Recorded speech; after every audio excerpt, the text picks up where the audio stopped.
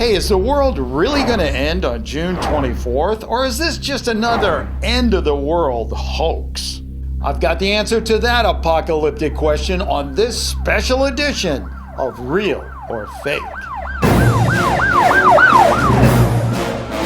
Hey guys, Bill here. You know, when I was busy debunking last April's apocalyptic prediction, a lot of you guys started asking me about a new prediction for the end of the world set for June 24th this year.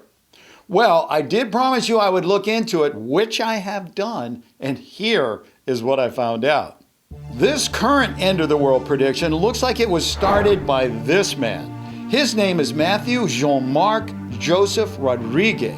Now, most people refer to Mr. Rodriguez as a conspiracy theorist, but some people refer to him as a Christian pastor as well. But if he is a pastor, I can't find a church he's a pastor at. I was able to find a Twitter account under his name, but it only has one tweet as of my viewing. He also has a Facebook, but his account only has 8 friends when I checked it. Say what? To justify his prediction, Rodriguez quoted a passage from the Christian Bible. It came from the book of Revelations and just said, quote, he was given authority to act for 42 months, unquote.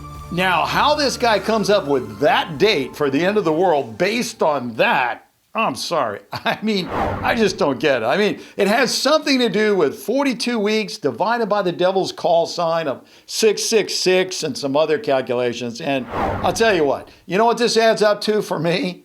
It adds up to, and say it with me, so fake, it's funny!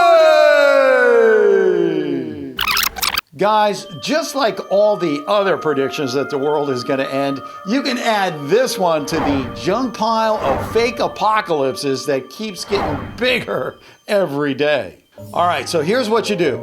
Make plans for that party, get a new app for your phone, write a letter to Santa, and save some money for when you get old, because we're all going to be around for a very, very long time, okay?